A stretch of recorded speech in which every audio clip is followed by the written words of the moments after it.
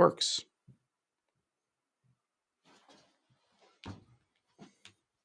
Okay. Let's see. We'll get some feedback from everybody in the chat room in a minute, and it'll just be me up in the beginning. Okay. Are we live? That is the question. Are we live? Looking for...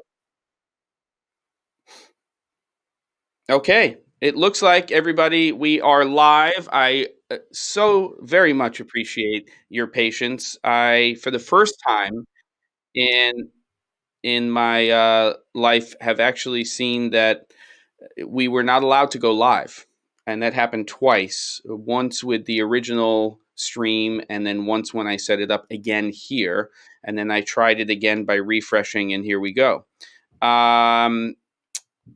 Do you hear me? And do you see me? And that's the most important thing before we start up this particular episode. And then once we know that you can hear and see me, I can talk to you a little bit about and do a little bit of housekeeping for a minute or two, and then we can jump into this conversation with Matt Porwoll. So let me know if you can see and hear me. That's the confirmation I need right now. And then, well, I'll just start the housekeeping right now. It's another Wednesday. We're all still at home. And I have decided to start this new series up because I wanted to have conversations. I've always wanted to have conversations with filmmakers and storytellers and content creators.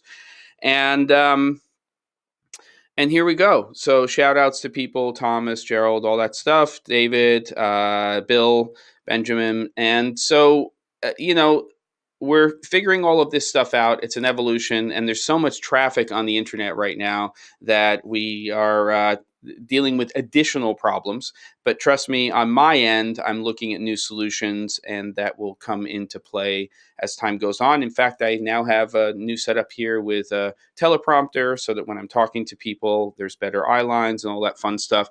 I'll have the chat over down here. So if you see my eyes going down here, I'm just checking out the chat. And this will largely be a conversation between myself and Matt Porwoll, who is an accomplished cinematographer who primarily, almost exclusively, works on documentary films. And what I'm going to do is bring him into the chat, and we're going to have hopefully a split screen for some of this, and then just full screen for Matt. And then I also have a presentation with some slides of work that he's done. So when we get into the nitty gritty of this, we can have a really nice conversation. And looks like people are reloading. There's some people are actually seeing it. So people are showing up. And I think that's it. We have Cameron Flass today at 3 p.m. Pacific time, 6 p.m. Eastern.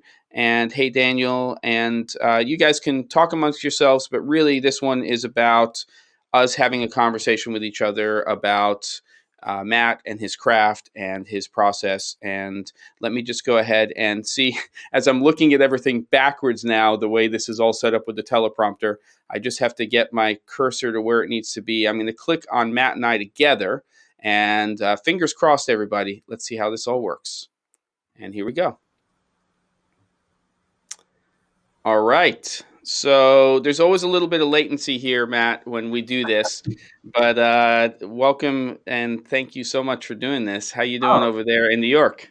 Doing all right. Thanks for having me, Jem. This is great. I do have to say that, despite everything going on with COVID shutdowns, we have ended up doing more and more of these kind of, FaceTime, video chats than I've ever done in my entire life. And so it's been nice to be able to connect and see people this way. Yeah, I agree. I think there's some nice stuff that's coming out of this whole pretty horrible situation. And part of that is just connecting with people and people that I haven't connected with in a very long time. I mean, you and I have been talking throughout this whole process, and we've known each other for a long time. But there's a lot of people in the industry, friends, family, that I'm just reconnecting with. And it's great. I think that part is amazing. So, I've wanted to do this with you for a while. We've worked on projects together for, has it been at least, it's been at least a decade, I would say, maybe even longer. Yeah. Actually, I think it's longer than a decade. I think it's mid 2000s or a little bit, just a little bit after that. That's right, because when we first started working together, it was really that transition that was happening before the 5D Mark II came out. So we were using 35 millimeter lens adapters on our projects, and we were trying to take these smaller chip cameras, the EX1s and the DVX200s and things like that, and just try to kick those up in terms of what we were getting in terms of field of view, selective focus, all of that kind of stuff. And you were in on a lot of those projects for me during that transition, but you were not on those projects as a DP, as a cinematographer. Yeah, no. Yeah, I mean, I think even when we first started working together, I might have still been working at Able Cine. yeah, I think I still was, because that was definitely when I was there, was very much the heyday of HVX 200 and 35 mil lens adapters. So that makes sense. And yeah, at that point, for sure, coming on and kind of shooting second camera and assisting in any way that I could, and then you know the rest is history. We've done a lot together. yeah. It's been great. So, I think what I'd like to do, if it's okay with you, is I know you grew up in the Atlanta area, and and then you did go to school far, far away. So, you want to tell me a little bit about the decision making process of being in high school. I don't need the High School Musical version, but just making, what was it that made you decide that film and this type of industry was what you're interested in, and then where did you go and what did you study? Yeah, I mean, it's interesting trying to trace back how and where I decided that I wanted to do film. But I think, I mean, as most teenagers, watching movies was, high on the priority list. And something kind of clicked where I was both watching the movies for the entertainment value, but I was also starting to watch them and realize that there's people behind that movie. There's somebody, directing the actors. There's somebody shooting this. There's somebody designing what the sets in the background look like.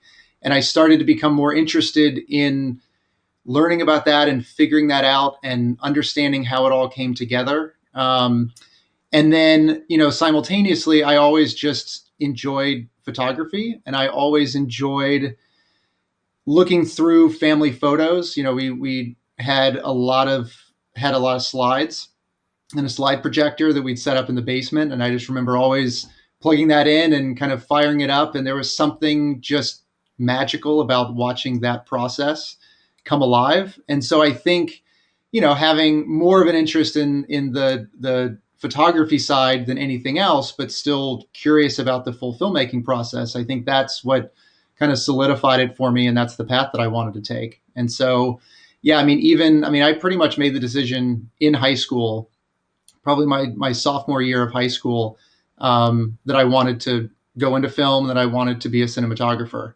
And so, I think that I know that is fortunate for me to have figured that out at that age. But that's kind of what set my path going forward. So, I took film classes at Georgia State when I was still in high school, and kind of doing, trying to expand things that I wasn't able to do in school.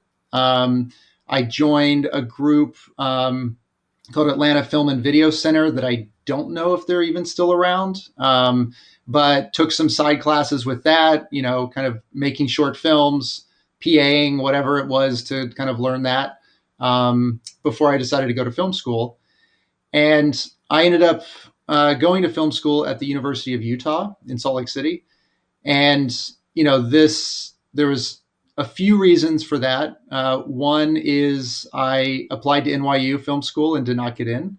And so that was off the list. I applied to the Florida State Film School and didn't get in there. And I applied to University of Utah and I got in there. But Utah was a fantastic place to go and make films. I mean, one, you can't ask for a better, location backdrop to shoot anything and everything you want. I mean, it's the most beautiful state in the country. Also, the Sundance Film Festival is there, and so I use that as an opportunity to work on the side. I would go up there for every festival and watch movies and learn and work. And then it was also just a great film school to go, which I think is pretty much the goal of any film school, is just to shoot a lot of projects and make a lot of mistakes and learn from those mistakes and do it over. I think it's, I think, I don't want to bash anybody's dreams here, but I don't think that film school is the place that you go to win awards and become, the next Quentin Tarantino. You've got an entire career for that. Mm. For me, the point of film school was really just to make a lot of mistakes and learn from those mistakes. Yeah. And I have a question because there are a relatively small number of practical based film schools. A lot of schools will have cinema studies. Some of them, yours says film studies on your resume. But we know that Tisch, UCLA, some of the other schools have big practical components. How did you know going into that university that you were going to have the opportunity to have a practical program, or was it that you just took opportunity with, because a lot of people will apply to film schools, they don't get into the practical programs, but they're in cinema studies and it's more theory based. How did you get that practical? Was that part of the program, or was it just something that you took ownership of with other people? It was a little bit of both. I mean, the department itself is film studies, like you said, which is mostly history and theory of film. Mm, With that said, there is also a production wing. And, I mean, the school now is very different from what it was before. I think they've really ramped up their production wing as more people have, gained interest in this. But at the time, the large majority of the film studies students were all history and theory, focused. And mm, so, which was fantastic, because I think part of what film school is not only learning the craft of how to practically do it, but also, how did we get to where we are now in the history of film? And so right. being able to watch, all kinds of films from all over the world and understand, what people were doing, what changes were made in various, stages in film history, and how all of that works into where we are now was a really important backdrop. But at the same time, there was that production wing. And thankfully for all of us involved, it was not incredibly popular. And Mm, so that pretty much gave us full leeway to do what we wanted when we wanted to.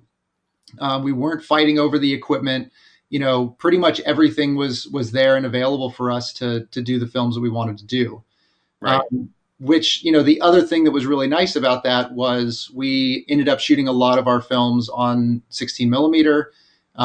We used Steenbecks to cut our film. And so being able to go through that process as well was an incredible foundation to know how this whole process works without, the ability to use computers and making things a lot easier. I mean, when you're in Premiere Pro now and you're seeing, a bin, you really know what a bin is when you have, strips of film hanging in a garbage can and making your edits based on that. So having that Right. foundation was really important. But the other side of that too is, film school is part, the practical and the educational, but it's also a community of people who are all, interested in doing the same kind of things that you are. So a Mm, big part of film school was just making friends, working with people, understanding the collaborative process. I also worked, freelance outside of college.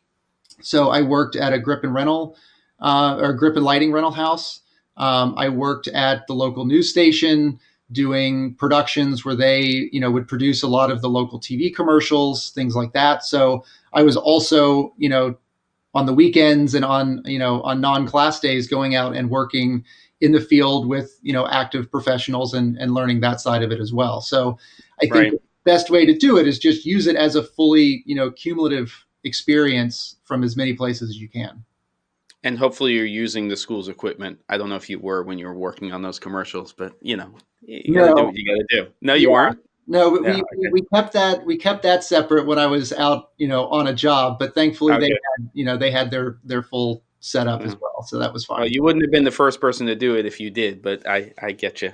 But for So doing student films, I definitely took advantage of the grip and lighting rental house for sure. okay, yeah. Okay, I got you. Um, so there aren't a lot of film schools out there, and we've established, and I think a lot of people know that.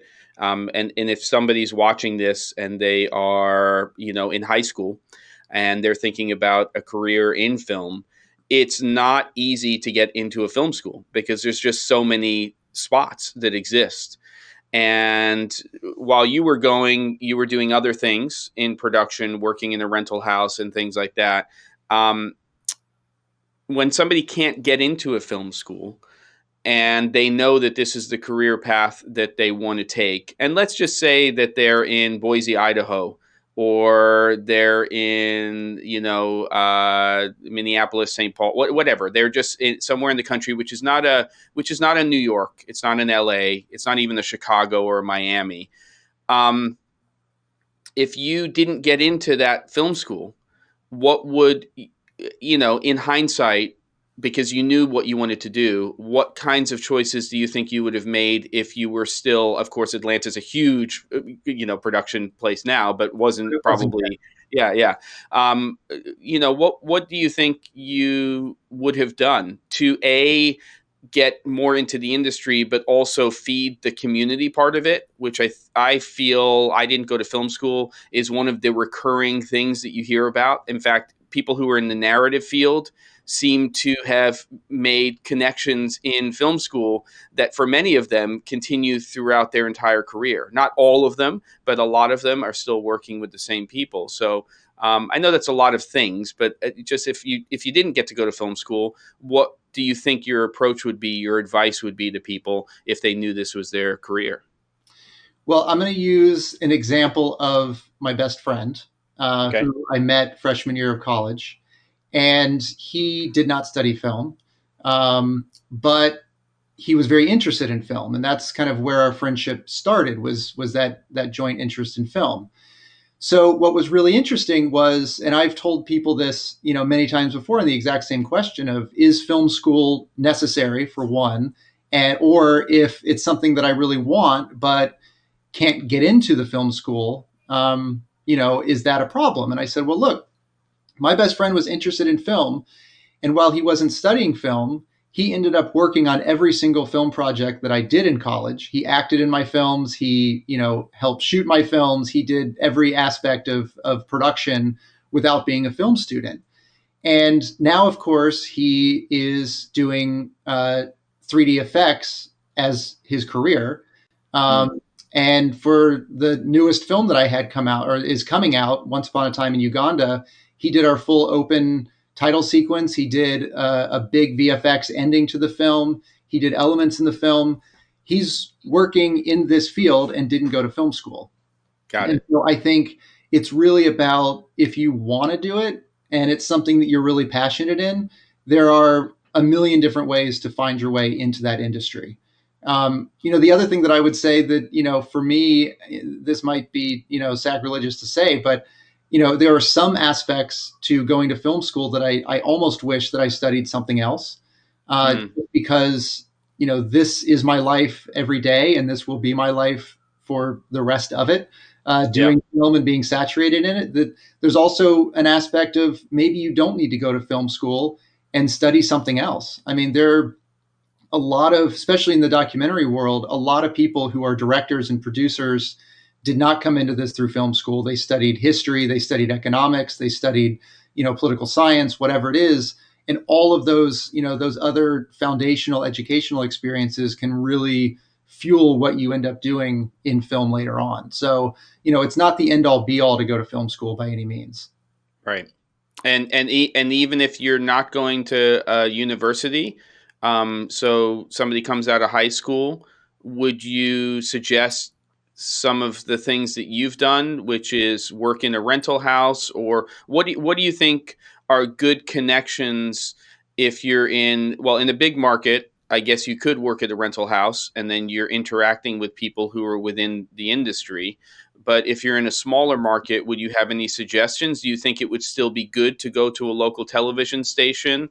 Because I know that a lot of them have different components because people buy airtime, right, on local television. And what a lot of people don't know is that there's generally a small team of people at that station who are tasked with creating commercials for people because it's almost part of the package. You know, you buy the airtime and then we'll produce a commercial for you if you don't have a commercial. Do you think that's still a valid route? I mean, what are some of the suggestions that you would make to people who decide, you know what, I don't think I'm going to go to college. I think, you know, I just want to get into this industry right away.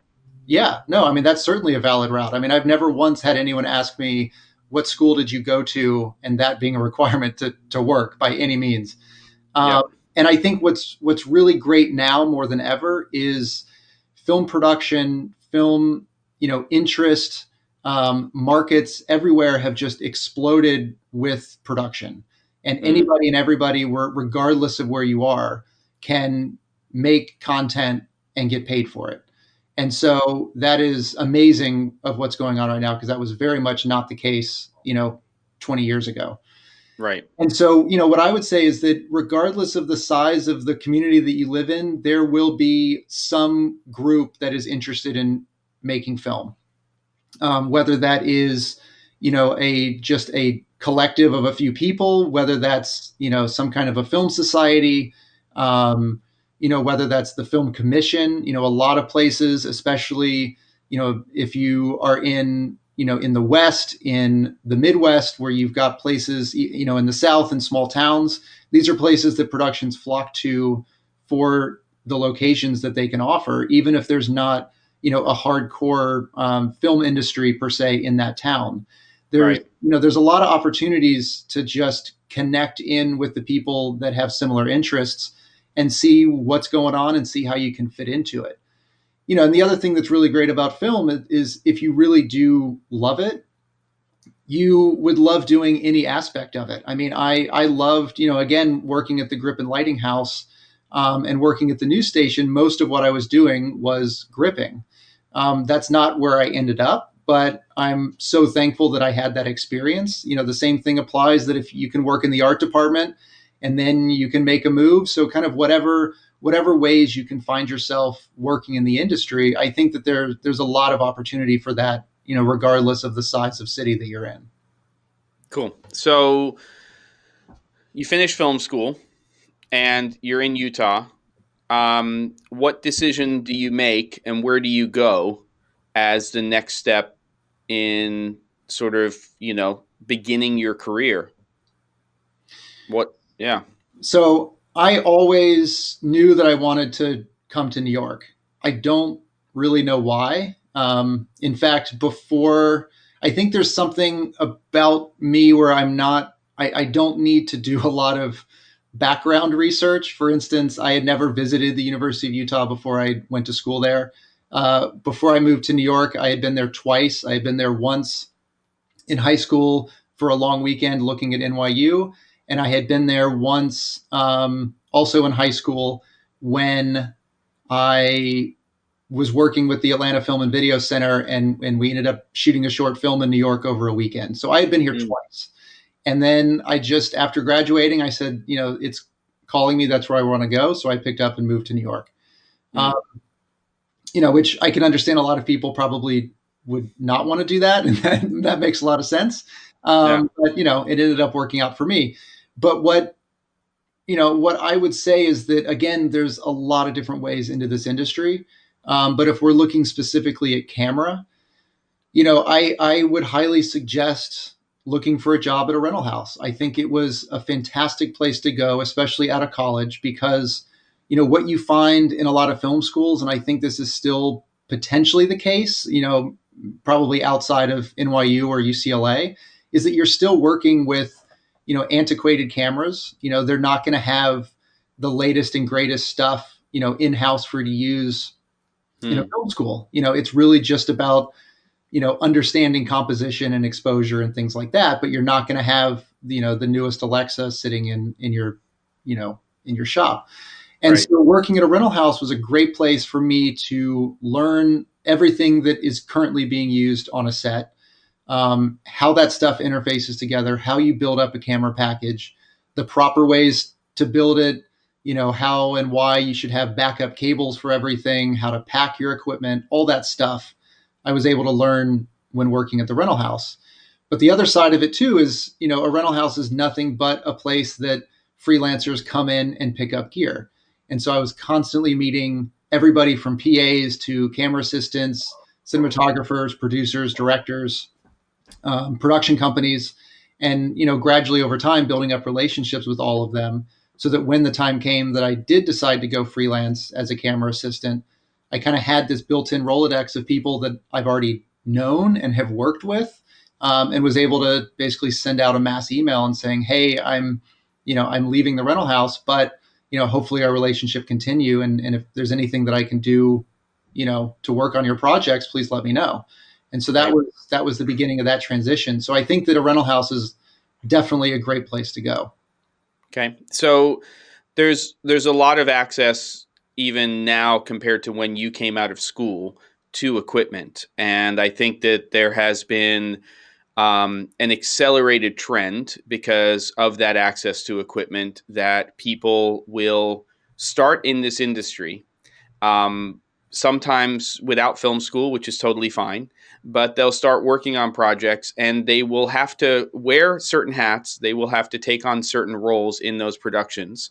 And from day one or day three or whatever you want to call it, week three, all of a sudden, somebody who's working on the project by default, because of the role that they're in, um, is all of a sudden calling themselves a DP. So they're a director of photography. Well, in all honesty, they are, because there's nobody else being the director of photography, but they don't necessarily have an education and a process in that. So you went to film school, you knew you wanted to be a cinematographer.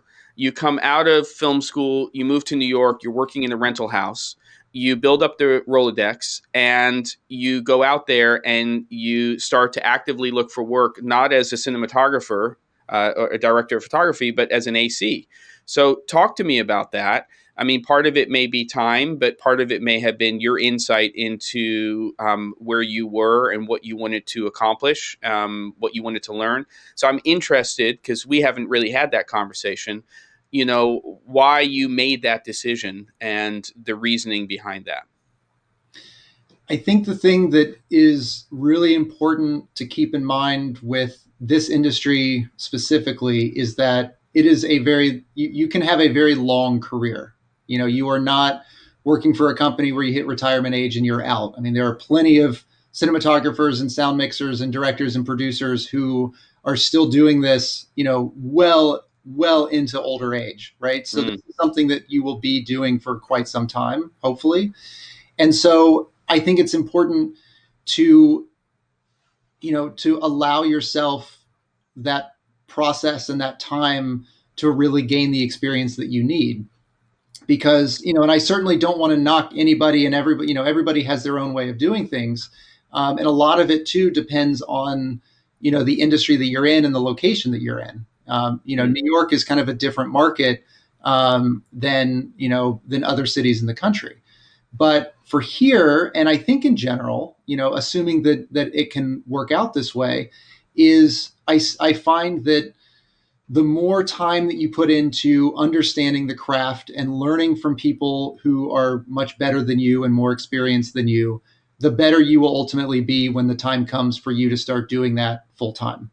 mm, And so I found it really important to be a camera assistant where I wanted to work under very experienced cinematographers. I wanted to see how they did things, because being a cinematographer is not just pointing a camera and pressing the record button. There's a lot of aspects to it, especially in the documentary world where it's, how do you build relationships with your subjects? How do you work with the director? How do you work with a producer? How do you navigate, just that whole world? How do you manage a team? How do you have, and work with a camera assistant or two or three? How do you work with, the lighting department? All of these things are things that if you just pick up the camera and start calling yourself a cinematographer, you're never going to have that opportunity to know how that works, or at least know how it works, with other people doing it.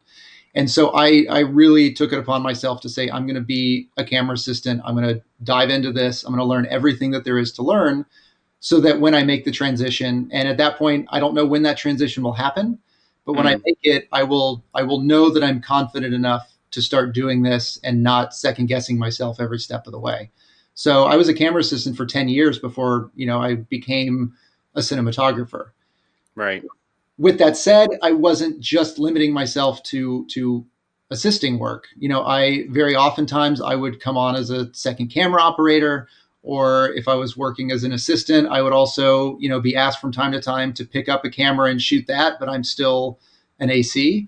And so Yep. there's, over time, as your confidence builds, as your relationship with people build, they'll start asking more of you and putting more responsibility on you, which is great. And that's all Hmm. part of the process to finally say, okay, when the time comes that this is only what I'm going to do, I know I'm ready. Right. And so I'm assuming that the AC work that you were doing was varied. You were doing corporate, you were doing narrative, you may have been working on some documentary stuff, and obviously towards the latter part of that 10 years you started to get into that even more. And we'll start to talk about some of the work that you've been on. Um, when did you decide that documentary was going to be where your career was going to take you, because you were working on so many different types of things? And I'm interested to know sort of where that came from and where that decision, which which seems to me, based on a very distinct conversation that I had with you in a car once on a job when we were on location somewhere. I just remember driving and I was thinking about my future in production and the resources that I would tap into and continue to have relationships with. And I knew sort of where I wanted to go in my career. And I asked you, long term as a cinematographer, is it narrative or documentary? And without hesitation, without any pause, it was, 1,000,000% documentary, which, fortunately or unfortunately, fortunately for you, unfortunately for me, meant that we would continue to work together in some capacity in the future, but it probably wouldn't be the same path, that we would be going on in terms of what we we're doing. So where did that come from? Where did that decision come from for you? Well, it's funny because when I first, in high school and in college, documentary never even factored into the equation at all. Mm, All I okay. wanted to do was shoot, Hollywood films. Although I guess looking back on it, that wouldn't have happened because I knew that I didn't want to move to LA. But Right. I wanted to shoot narrative films, and I wanted to shoot narrative films in New York. And even in college, there was a documentary production course that I never took. I had no interest in taking it. Um, Although oddly enough, I was also double majoring in anthropology, and so Mm, still at that point, the wires weren't connecting to say maybe you should do docs. right. But it wasn't until I was working at Able um, that it all started to click because I was seeing, every type of job come in. I was seeing, commercials, low, no budget indie films, budgeted indie films, episodic, narrative, and doc. And there was something about the documentary side that I think really connected with me. And I think this is also what made it, easier for me to say, yeah, I'm going to be a camera assistant for some time and learn because I just got along so well with the documentary camera assistants. Because even at that time, mostly you were kind of working in one arena or the other. I mean, obviously there is certainly carryover. You would work in other areas, but there was something about watching Doc ACs building together the package, working with minimal gear for the most part, but Mm, having to think about a lot more things than just how to put the camera on the tripod for a commercial shoot. There was travel logistics, there were weather conditions, there were all kinds of stuff. But I'd send these packages out and they'd be going all over the world and they'd be gone for anywhere from a week to 3 months, and they'd come back and the stories that everybody had of what they had done was just so amazing. And it started to hit me that for me personally, I feel like being out and traveling and working with real people was a little more interesting than sitting in a studio all day. Um, Right. don't get me wrong. Now I almost look forward to studio days when I have them. Yeah. But yeah, there was just something about the excitement of the travel and meeting new people and telling people stories that just clicked, and so that's how I got into docs. Got it. And I think certain people, maybe personality wise, thrive on large collaborative environments. I think it takes certain types of people to work on a Marvel film. Where you have 300 plus crew and you also have cast and all the logistics and everything else that's involved. Is there something about documentary besides the stories that you're telling, the people that you're meeting, but the intimacy of the size of crew and having your, I guess you don't always get to have your own headspace, but is it also a personality thing to a certain degree that you're more drawn to?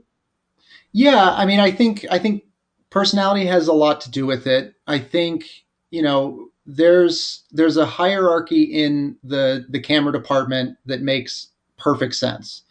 When I was assisting on commercials, that hierarchy existed so that the lines of communication were clear. You obviously had more people in the department, so you don't want everybody stepping over each other. But what I found was, you are sticking to your job and you have that one task, and that's what you're going to focus on. And you're communicating that, with your direct supervisor, whether that's your first AC or your operator or your DP. Um, which again makes perfect sense. But I felt a little restricted in just the collaborative filmmaking process as a whole. Yep. Whereas in documentary, it's the exact opposite. I mean, you're lucky if you have a crew of five, right? A lot of times it's 2 to 4 people in the field, making this project. And so what I really loved and connected with was at the end of a shoot day, it's the assistant, it's the DP, it's the sound mixer, and it's the director, and you go out to dinner and you talk about how the day went. And Right. everybody's voice matters. Everybody who was in that room had an experience and has an opinion.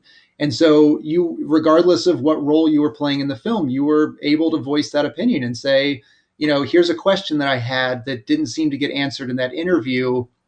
Is there a way to maybe look into that so that it's clear to me and the audience? And everybody would Sure. go, oh, absolutely, like, thank you, that's great.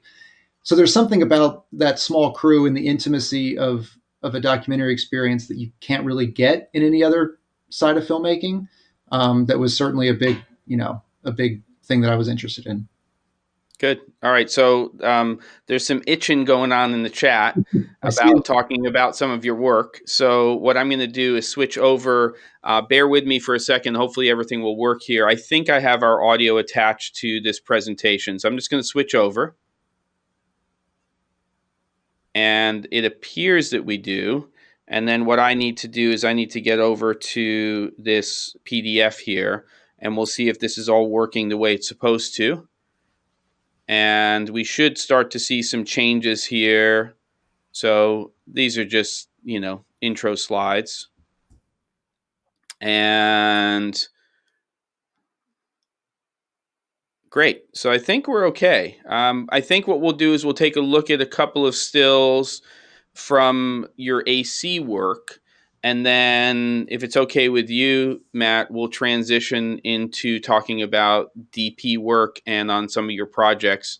We'll probably go for about another 20 minutes. So we'll just kind of move through these, and you can tell us a little bit about each of these slides and what we're looking at and these images, if that's cool. Is that all right? Absolutely. Oh, great. Okay, good. So your audio is still there. Okay, good. So Escape Fire. Tell us about this and how you came onto this project.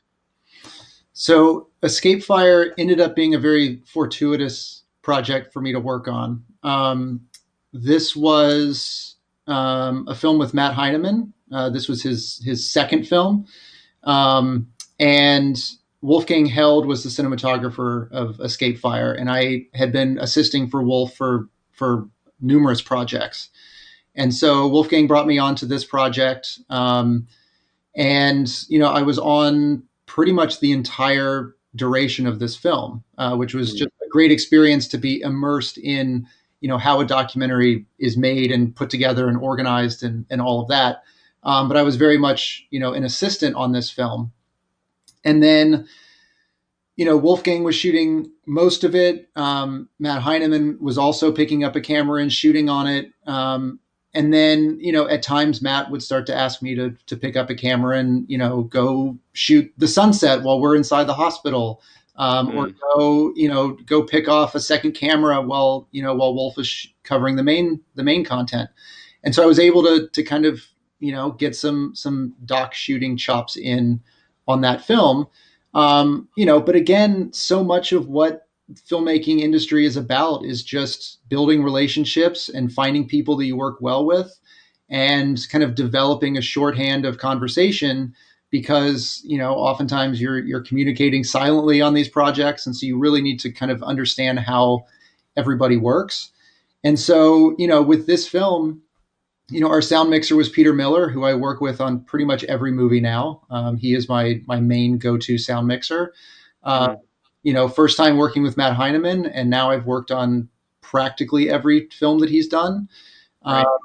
This was the beginning, but it was also a great experience to be the assistant on this project and watch Wolfgang shoot, because Wolfgang is an absolutely incredible cinematographer and verite cinematographer. And so there's so much that I learned watching him on this film that informed, how I would do things later on. Great. So when I go to the next slide, and for the other films we talk about, give me just a very, very quick 50,000 foot view of what the film is, just what the subject matter is, and that'd be great. So let's talk about Tiger. All right. Well, so just since I missed that, so Escape Fire, the Fight to Rescue American Healthcare, was a doc looking at the healthcare system and some faults to it, but also, things that people are doing to work with kind of integrative approaches, and treating prevention as the main factor as opposed to emergency care. Got it. Cool. Okay, so let's go to Tiger and tell us a little bit about what this film is about, and then also your role on this film. So Tiger is a film that was directed by George Butler, who I guess his claim to fame was he did Pumping Iron with Arnold Schwarzenegger, many other films. Fantastic director to work with. And this was, I believe, the last film that I assisted on. And so by this point, I had been doing this for quite some time. And when I was asked to do this, Tom Hurwitz was the cinematographer of this film. Peter Miller was also doing sound on this film. So you can see how these relationships continue to build over time. Right. And, when Tom was asking about this, he said, look, this is going to be a big project. I mean, we had 3 or 4 cameras. We were shooting, it's about tigers in India and Bangladesh. We're going to be basically living on a boat for 6 weeks, traveling through the Sundarbans in the Bay of Bengal, tracking tigers and following, a big cat expert as we go through this experience. So there's a lot of moving parts to this. It's a bigger budget. As you can see on this picture, we've got, we had a camera boat that was dedicated to shoot from. So we have, a jib on that. We had an entire boat that was grip and lighting gear. We had a picture boat. We had speedboats. I mean, it was a big production. And so when Tom asked me about this, it was very much about, kind of my experience managing a team, because we had multiple assistants. We had a DIT. We had, camera PAs. We had a lot of people. And so it kind of seemed like my assisting career was kind of building to this movie, to be able to manage a lot of these moving parts and figure out how to keep everything clean and safe in, challenging environments. So this was quite an experience to work on, for sure. So we did everything from, in this picture, I'm pulling focus on the jib. So a lot of, pulling focus and doing things that you don't traditionally see in a lot of docs, but then also, following and assisting, Tom shooting Verite while we're trekking through the jungle with just, the two of us and Peter doing sound. So this kind of Right. ran the gamut for how the production was done. Okay, so this is kind of your transitional film, and you're now taking on responsibilities that would would be, things and knowledge and all of that stuff related to being the cinematographer on a film to an extent. I mean, I'm sure that there was a because it was a bigger film. That's why you were given some of that responsibility, as opposed to it just being a crew of 3 or 4 people, and then that would be your responsibility as the DP, not necessarily as the AC on the project. Am I right in saying that? Yeah, no, absolutely. I mean, I think, it everything about, working as an assistant is finding what you're comfortable doing and what you're willing to, kind of go out on a limb on. And, putting all those pieces together and challenging yourself. So this was definitely a culmination of all of that. Okay, good. So let's jump down here and now start to talk about DP work. And we're going to start talking about your first big film, which turned out to be a film that brought you full circle to Utah in the end once it was released. So let's actually get into and talk a little bit about how you were brought onto this project, which is, of course, Cartel Land. And let's, we can't spend a half an hour to 40 minutes on the film, but just let's do the 50,000-foot view, and then we can start to take a look at some of these production stills, and then we'll start to get into some of the frames and just have a brief explanation of those, if that's okay. Mm-hmm. So, we've spent a lot of time talking about, the trajectory of a career and, when to make certain decisions and how, when the right time is to make those decisions. I think making the transition from assisting to calling yourself a cinematographer and turning down assisting work, which is a frightening endeavor, really, there needs to be a right time to do that. But knowing when that time is pretty difficult. And so, I mean, I had been looking at that as a goal. Certainly, during Tiger, I knew that I was kind of towards the end of my assisting days. But when do you just tell everybody, no, I'm not doing this anymore and I'm shooting? I mean, that's a big challenge. And Right. so, oftentimes what will happen is the opportunity will present itself to you as opposed to you making that decision on your own. Obviously, you need to be prepared for it and willing to do it. And that was the case with Cartel Land. This is another Matt Heineman film. This is his follow up after Escape Fire. And he had reached out to me and said, is this something that you would be interested in? At the time, it was just a movie about border militias in Arizona. There was no aspect of the cartel in Mexico at that point. Um, Mm. and, this was based on a Rolling Stone article that now a friend of mine had written. And so we kind of knew the trajectory. We knew some of the characters. We had an idea of what we wanted to do. And that just became an exploration. And then as docs, generally do, you kind of follow where the story takes you. You're not really out to prove a thesis, but you're really, just following real life and seeing how it develops. And so Mexico, after probably 6 months of production in Arizona, Mexico presented itself and we went down, and that kind of changed the course of the movie. And so, ultimately Cartel Land became a film about, two sides, kind of struggling to defend their community and their ideals and their way of life from, a real and or perceived threat. So that's what that film became. But, I mean, Cartel Land was a challenging movie to make for sure. It was an exciting movie to make. That was, verite films are becoming harder and harder to do. They require a lot of time. They an excessive amount of time. They Mm. require a lot of shooting things that will never ever see the light of day.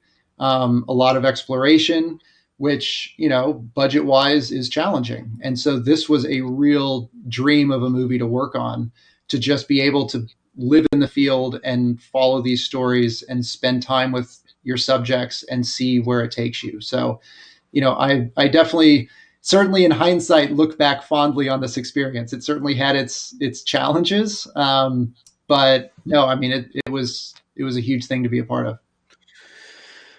So, with this film, you're now in the role of cinematographer. So the decision making process shifts, right? Because you're the top dog when it comes to, that's a stupid thing to say, but you're the top dog when it comes to basically the decisions having to do with and the direct conversations with the director in terms of what equipment you're going to be using, what the setup's going to be, what your kit is going to be like.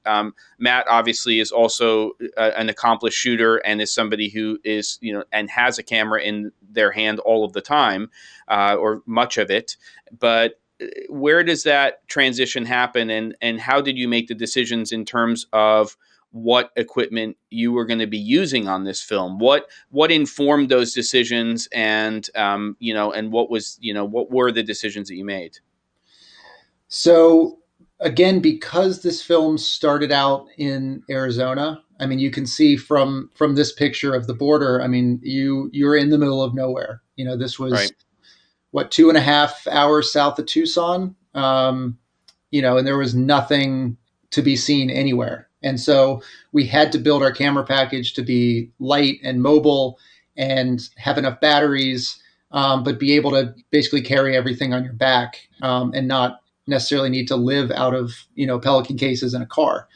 And right, so that really informed a lot of those decisions. So at that time, the C300, the Canon C300, was really in our opinion, the best camera to go with.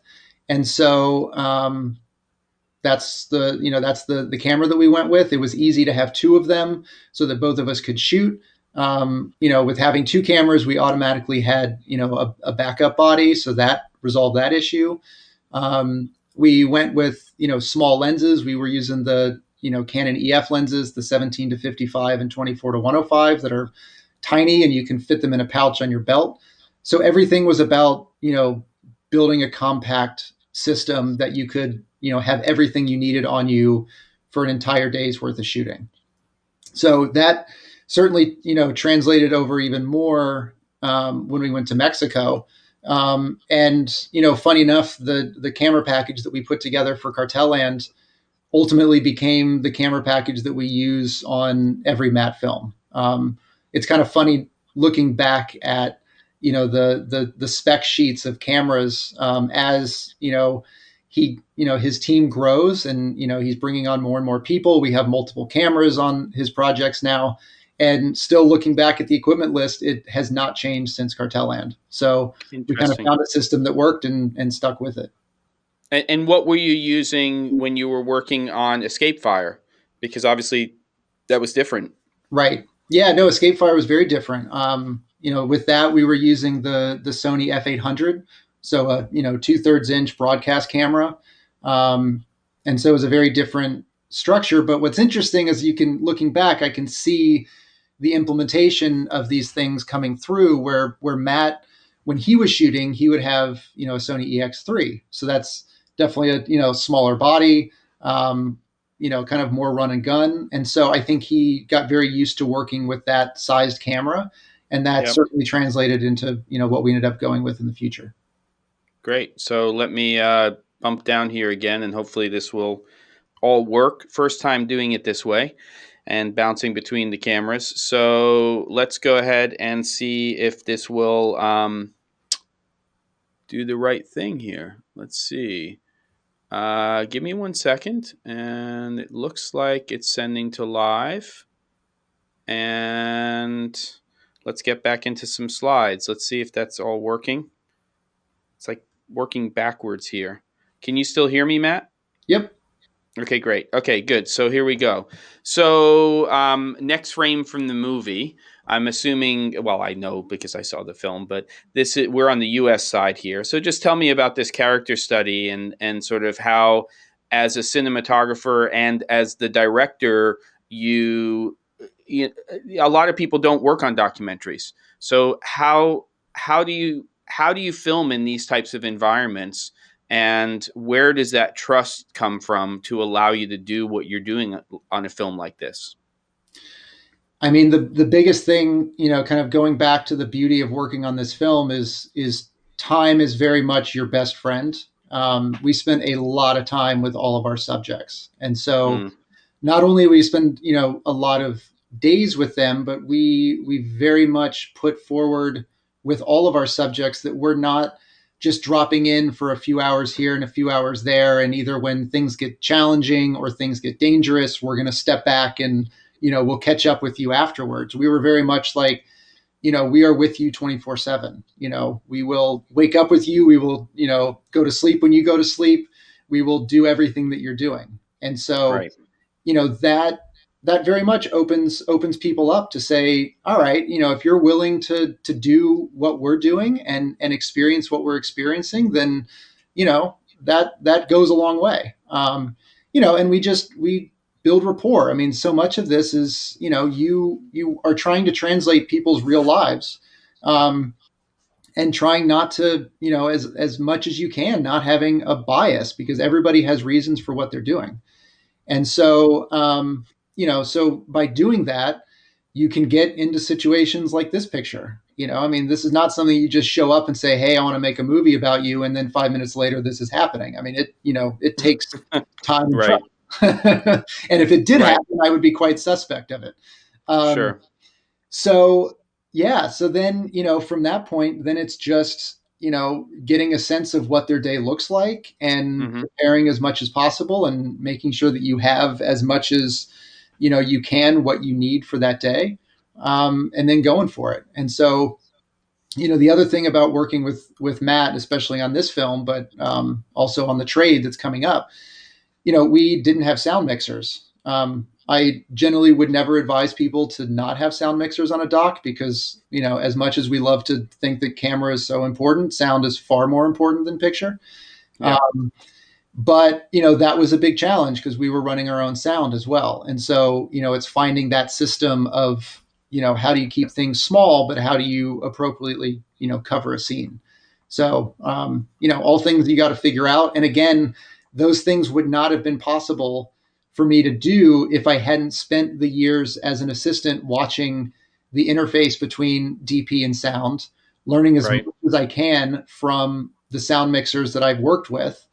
All of that experience of the past, the previous 10 years as an assistant came into figuring out how to make this movie. So it's Yeah. Well, last comment from Benjamin. Benjamin is adult diaper moment right there, and a good segue into my next question, which is that Matt, you have an uncanny ability to choose films that put you into environments that are probably less than what we would normally want to be in. Let's say it that way. They are not always comfortable environments. And mentally, I'm interested in, especially when you went into Cartel Land. I'm assuming that this was the first doc that you went into that had, well, maybe it wasn't, but the first doc that had really the potential to have you in very dangerous environments, where in very real terms, your life was at risk. Because look at this image and then watch the film, and for sure you're behind a camera, but you are in the same environment that all of these people are in. So tell me a little bit about mentally how you handle that, and then also when you're in production, does it, not magically, but does something happen where, because you're behind that electronic viewfinder, that somehow that takes the danger away and you just become a storyteller? I've never been in an environment like this, and you've been in them many times. So tell us about that a little bit. Yeah. I mean, I think, the first thing, I mean, what's interesting is after doing Cartel Land, the only calls that came in for quite some time were, oh, you did this movie, so now we'd love to send you to Afghanistan. Would you be interested in doing that or this? And it's like, well, hang on, I have limits, but but the other thing is so much of documentary production, regardless of the environments you end up in and the subjects you end up filming with, is it all just comes down to trust and communication, right? So Mm, if you do not trust the filmmakers that you're working with to have everyone's best interest in mind, to have done the research on what are our protocols, what are our safety measures, what are our escape plans, what are we comfortable doing, all that stuff, then do not take the job. I mean, this, it's very real being in these situations. I had worked with Matt before. I understood his process. I understood very much that he is a force to be reckoned with, and he knows what he wants, and he does everything in his power and beyond to get the access that he needs to tell these stories. But he's mm, also an incredibly smart filmmaker, and he's not just doing things for the sake of doing them, and being stupid about it. I mean, everything is thought through. mm, And with that said, you can't plan for every scenario, right? I mean, on Cartel Land, we did not have, we didn't have safety guards. Like we didn't have people with us that were armed. Um, it was Matt, myself, our producer Miles, and our driver Danny, and that was it. It mm, was the four of us in right. one car, and we would constantly between the four of us assess the threat situation. We had contacts. Thankfully, Miles is a journalist at the time in Mexico City. And he had contacts all over, so he was able to check in with other people and see what the threats were, what was going on at a given time. We had beacons with us that were tracking where we were, and we had certain check-in times to make sure everybody knew that we were okay. So you have everything that you can in place, but the rest of it is just being smart about a situation. But I think to your other point, 100% being behind the camera helps. Um, the second that you take the camera down and you just are in that environment, you feel very naked, you feel very exposed, you feel Mm, very helpless. But having the camera gives you focus and purpose, and your mind very much becomes: is this in focus? Is this exposed properly? Am I looking at the right person? What's coming up over here that I'm thinking about panning to? All those things are running through your head, which help. But yeah, I mean, it's very much just plan as much as you can and then go for it and be smart about it. That's kind of all I can say about it. But right. it is tricky. Do you tend to use an EVF or a monitor as a documentary shooter? Obviously, cinematographer as well. But when you're obviously a DP and an operator. Is there a one or the other that you like to use because one gives you better peripheral vision, or so you can find your frames, you can see the action, or what's your process when you're shooting a scene like this? And and there's a lot of action going on in some of the other scenes in the film to allow you to to actually see those things. Whoops, we're gonna go. Let me just go back to Cartel Land. That was the trade. Yeah. Um, I think, I mean, the answer to EVF versus LCD screen a lot of times really depends on the project and the camera build. Um, for something like Cartel Land, we were on the C300, so we had the clamshell as using the LCD as your viewfinder. Right. Um, and so what I love about that camera and working with Canon cameras in general is that, I'm very much a shoulder mounted operator. I Mm, like to be at the eye line of people and shoot that way. Matt, on the other hand, is very much naked body, small, as compact as possible, and kind of shoots in front of him as opposed to shooting on his shoulder. And got it. so, the nice thing about the LCD screen on the C300 is it can work in either way. It can either function as an EVF, or it can function just as a screen that you're looking at if you're shooting lower. Sure. So, in that instance, we had a thing called a deity viewfinder that clips. It was like a loop that clipped onto Yep. the LCD screen and turned it into an EVF. So we had that opportunity to go both ways. Hmm. Um, I love working with an EVF. I think it really does focus you in on what you're looking at. It also does a great job when you're shooting outside, protecting from stray light. Sure. It helps with focus, but there are times that isn't feasible, or it potentially builds your camera out bigger than it needs to be. And so, Sure. you know, the picture that you had jumped to on the trade shows that I'm Yeah. not Let's go to using that. an EVF. So Yeah. here I'm using, just the LCD screen. And what I would Yep. do is if I'm shooting low, I would flip it up for me to look at it like this. Or if I'm on the shoulder, I'd flip it around and use it, still as an LCD, but in kind of an EVF perspective. Got it. So, yeah, so it all depends. But now I'm shooting on a C500 Mark II.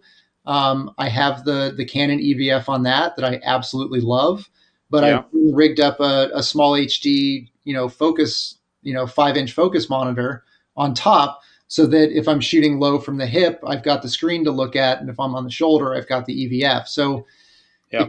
it all depends, but so much of camera builds and docs is building it so that it's comfortable and easy for you to work with, and nothing's fighting you. So it's really Got about it. finding what you're most comfortable with. So we're just over the hour point. Do you have another 10, 15 minutes to just go through a few more frames, or what's your Yeah, time looking like right now? totally. Let's do it.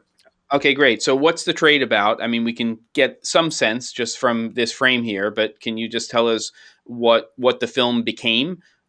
What is it basically about? Yeah, so the trade is a 5 1-hour episode series about the heroin epidemic. Yep. This was for Showtime, and this was also directed by Matt Heineman. So so much of making the trade was straight out of our experience making Cartel Land. We had, now the team has grown. We had 3 stories shooting simultaneously. We had one with me here shooting with people struggling with addiction and their families. We had another team with law enforcement, and we had another team in Mexico with the growers, the opium growers. And Yep. so it was kind of showing, from all sides what this epidemic was looking like. But beyond that, I mean, it was teams of 2 in the field. It was, a cinematographer and a producer. And so Yep. again, we're running our own sounds. You're very much a part of the production process from every aspect of it. And it kind of felt like Cartel Land Part 2. And you went into this knowing that it was going to be a series or not? Yes, we knew it was But a series. yeah, did you approach it though as if it were just a documentary feature-length film, or did you very specifically have to plan it so that you knew that it had to fit into those buckets of this five-parter? No, I mean, what's interesting is the full Cartel Land team migrated over to the trade, from producers to editors, myself, and so all of us come from the feature documentary world. I'm sure that some of us had done episodic stuff, but for the most part, no. And so, while we knew going into it that it was going to be a multi-part, episodic show, we Yeah. still shot it like a feature film. We just, followed stories and kept shooting. And then it was, the editors that, had to figure out how to break this into not only episodes, but then have the arcs within the episodes that were also building the arc of the full series. So it was a learning curve, certainly for all of us, but we very much approached it, as we had always done. Great. I'm just going through some of the frames from this film. And how many people were operating on this besides you? How many people were behind camera because of these, these parallel storylines? So we had 3 teams. So Right. I was shooting. We had Peter Hutchins was shooting the law enforcement side with Brent Kunkel as his producer. And then we had either Max Price or Ross McDonald in Mexico with Miles Esty, our producer there. Hmm. But it was only we and I'm trying to think. There might have been, I came in to shoot second camera, I think once or twice with law enforcement, Okay. but very much what Matt's style and the style of the trade was.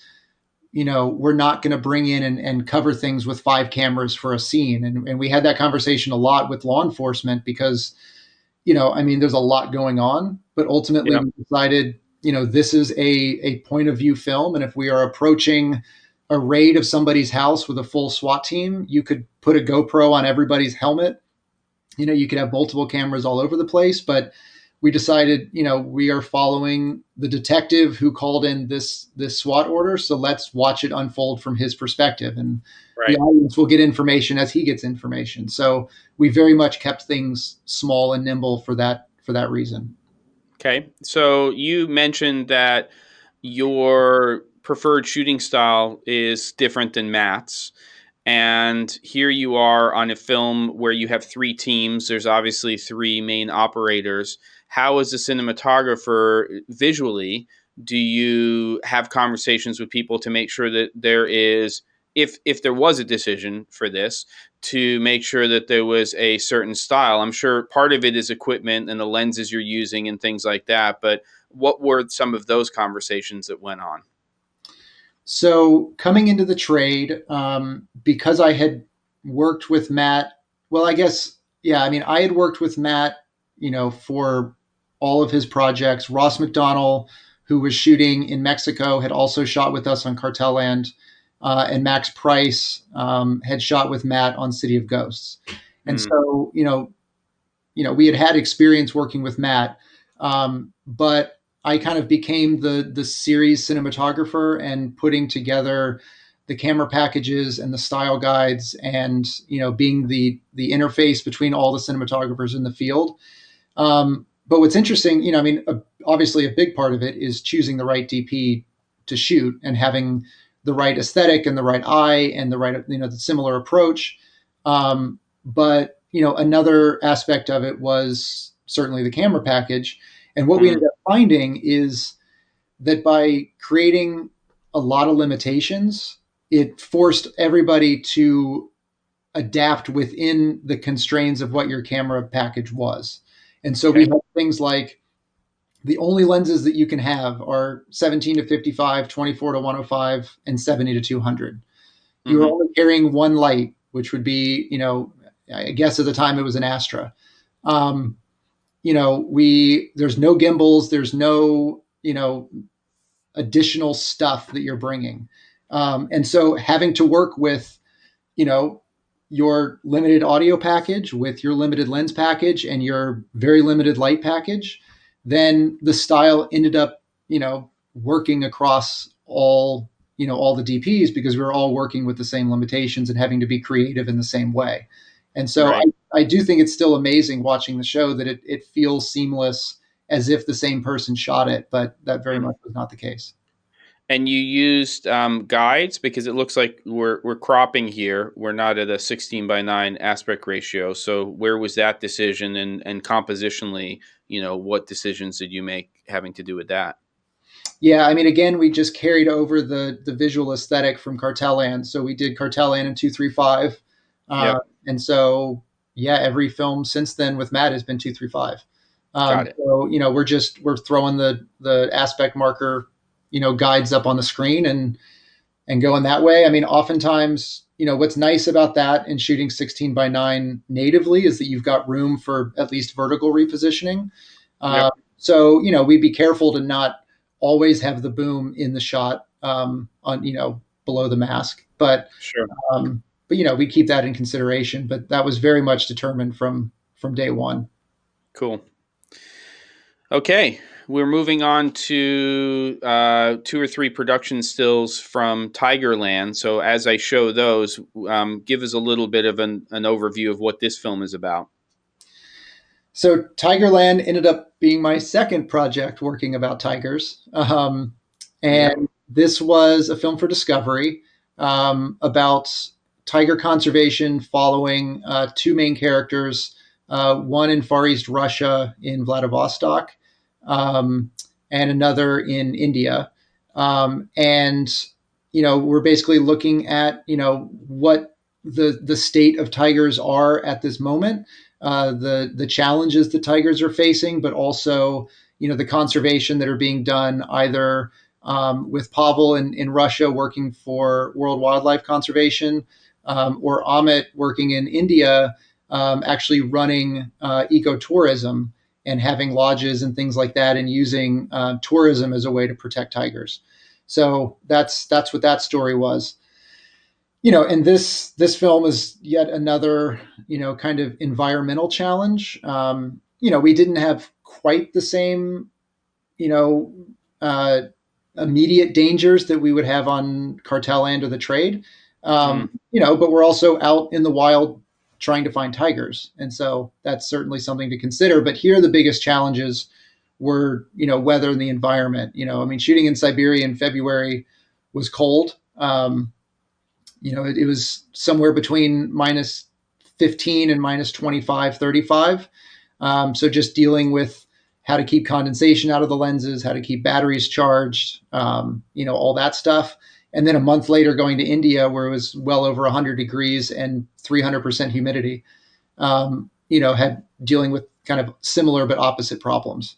So, Right. This was another really fun logistical challenge, but also just a gorgeous movie to work on, because in either location you really can't point the camera in a wrong spot and get good shots everywhere. And what was the size of the crew on this film? So we had, let's see, in Russia we had two cameras. Well, we had three cameras. This was directed by Ross Kauffman, who is another person that likes to shoot at times. And so Ross had a camera, I had a camera, and we had another operator with us who had a camera. So we were running, a Ronin, we had an Osmo, we had a drone. This was certainly kind of a bigger production, but Right. our additional operator in Russia was also our camera assistant. We had a sound mixer, a local sound mixer. And then in India, we had a dedicated camera assistant and a third operator, mostly to shoot kind of the Ronin stuff. So, I mean, it was a full thing. I mean, in this photo here with the tiger, we had a Canon 50-1000 lens that is a beast Mm. to manage. Yep. That was Yep. mounted in the back of a Jeep, for shooting in the national park. So it was kind of a heavy camera package, but still at the same time, again, having done Tiger and having done, commercials where you're working with big camera package, that, all of those experiences kind of rolled into how to manage this film. Awesome. Okay, cool. So this is a film that I am, at least in terms of documentary, extremely excited about seeing. And I think it's a pretty fascinating story. So, talk to us a little bit about Once Upon a Time in Uganda and how you got brought onto this film, what this film is about, and then we'll take a look at some frames. And I think this is the last film we're going to be taking a look at. And I believe that this film has now been completed. So we will be seeing this film and its light of day pretty soon, right? Yes. Yeah. So this movie is probably my favorite movie that I've worked on, for sure. The most fun, the most exciting, the most outrageous at times.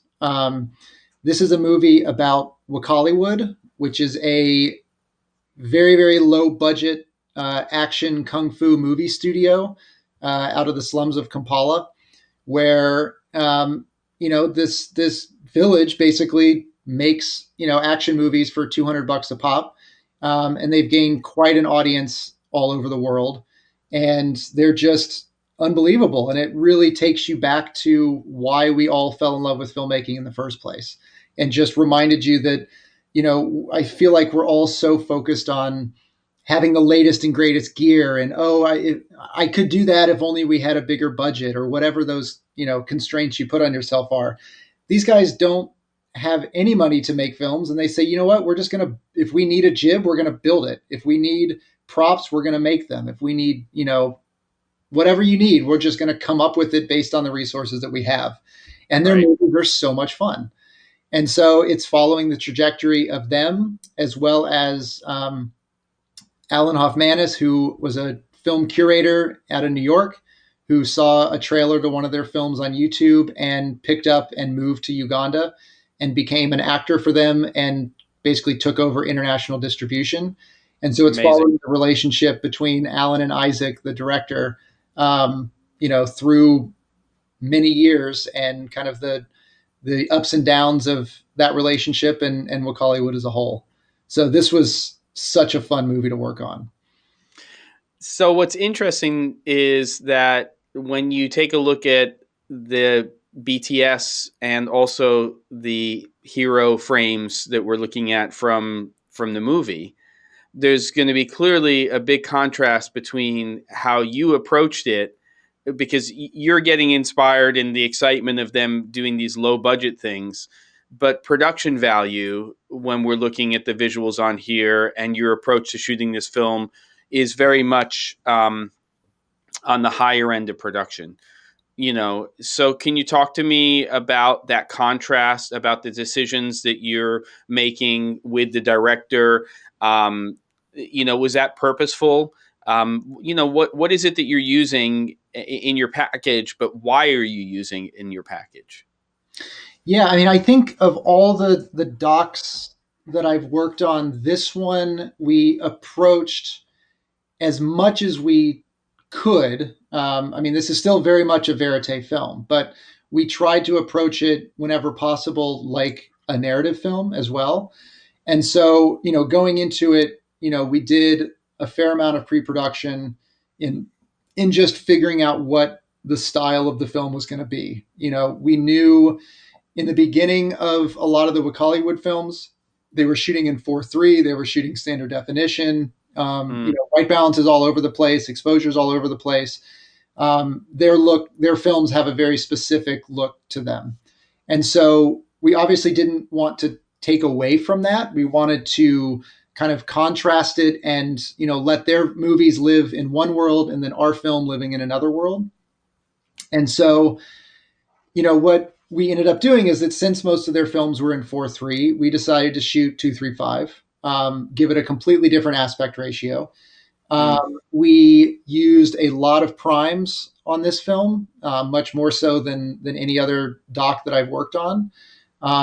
Covering scenes both with a prime, but also shooting a lot of scenes with a Ronin on a prime, and giving it a very very different feel from the footage of their movies, and trying to make this as cinematic as possible because it's a movie about making movies. So we really wanted it to have that feel to it. And so to that point, our camera package was pretty substantial, especially compared to the limitations that we put on ourselves, on a Matt Heineman film. And so, but it was also a challenge because we didn't have a camera assistant for most of the time. So we would travel down with two C300 Mark II bodies, a drone, a Ronin, and time lapse cameras, either a combination of Canon 5Ds or Fuji X-T2s at the time. Uh, mm. you know, Remote sliders. We had all kinds of stuff. And so the challenge of that was how to keep all the gear organized, how to transport all the gear, cleaning the gear at the end of the day, all that stuff. But again, we didn't have these tools just because they were fun. I mean, each tool had a specific place and purpose of when and why we would use it. And Mm. so as long as we were kind of following the guides that we had put on ourselves of how we were going to do things, then it became a lot easier to manage. So all in all, it was just a really fun film to work on. The other aspect of it is, it's primarily verite, but we also have recreations. We are, a lot of this is about kind of the history and the backstory of Isaac, the founder of Hollywood, and what inspired him to make the films that he's making now. And so we would do things because he's a director. We would have him direct his children as if they were him growing up. Um, so, for instance, that shot of the kid running Yeah, that let the me bring that up frames of for that. you. Give me a second. Whoa, I think I'm going to go full screen on you, and then I'll get this worked out. Here we go. So Director. give me 1 second. I'm going to send this to live and make sure that we're all seeing this. Hopefully, I didn't screw this up. And I believe you mean this shot right here. And I'll just wait Yeah. till that comes up. Yep. So here, Isaac is directing his son, whose name is Isaac Newton, um, to to play himself as a kid. So this is our director Isaac as a kid, and he's running through the streets of Wakaliga on his way to a video hall to watch a Bruce Lee movie. Right. And so, because we're kind of dealing with different time periods, and we're dealing with, are we in a recreation? Are we in, a verite scene? Where are we?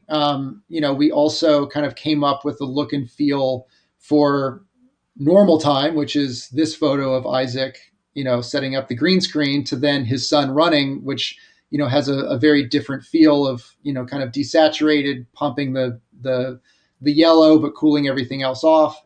Right. And so, there's a lot of different aspects to this that we were working with. And the same applies. There's another sequence that we were shooting with Alan, who is the New Yorker that moved down, and him talking about the first time that he ended up in Uganda and going to this market and chasing one of the Wakaliwood DVD salesmen through the market to figure out where Isaac was located. That we gave its own look and feel to Alan's perspective. Yeah. So here's the recreation of the scene of Alan chasing this guy through the market. And what's interesting is we decided with Isaac's backstory and his retelling of things, he had kind of a darker, challenging upbringing. Growing up Mm-hmm. under Idi Amin, seeing a lot of things in his youth, and so a lot of his memories are kind of stemmed from kind of fragmented information. So we went desaturated with those specific pops of color that are kind of the memory oriented things. Right. Whereas, with this is Alan's memory. Alan oftentimes kind of talks like he lives in a movie at all times. If he basically should be living in a Rambo movie, day in and day out. And so we Right. tried to give this a little bit different feel that kind of, was evoking more of like a 70s action film Right. in his perspective and memory and retelling of stories. So, that was really fun to construct. And it was fun to construct this entire chase sequence that was very much, scripted and storyboarded out and worked with in that regard. So this was a lot of fun. Awesome. Well, So, well, and then, yeah. Yeah. this is kind of a nice segue to why we're all sitting on laptop screens and watching this. So sadly, Once Upon a Time in Uganda was set to have its world premiere at South by Southwest this year. Sadly, South by was canceled. And so, we are working on finding a distributor and finding the outlet for this movie, but it is done. It, was in documentary competition at South by. And so hopefully everybody can see this movie sooner than later. Yeah, I'm excited about it. Quick question from Benjamin. What drone did you use in Uganda for the film? What was, yeah. Yeah, we used a whole bunch of different drones, but for the most part, we were using either a Phantom 4 or an Inspire 2. Yep. What we ended up doing is, I don't know if anybody has traveled through Uganda with drones. In the beginning, it was easy, and now it's next to impossible. In fact, they have an entire storeroom at the airport in Kampala or in Entebbe that is nothing but a closet full of confiscated drones. Wow. And it is quite a sight to see. And so what we ended up doing is we ended up bringing the Inspire down and leaving it in Uganda. And so our drone up there would always have access to it. So Great. one of Cool. those two. Yeah. let's get into a transition here because we're about the hour and a half mark. I'm interested, while much of the country and the world is in either self imposed or in country or state or province based self isolation, what it is that you're doing right now. Are you working? Are you doing any projects, or are you just waiting this out until it all blows over and it's time to, get back to work? It's a little bit of both. In the beginning, it was very much, every project canceling and wondering when and how the next one would develop. And so, I was working on rebuilding my website and redoing my reel and trying to find any and every little project to do.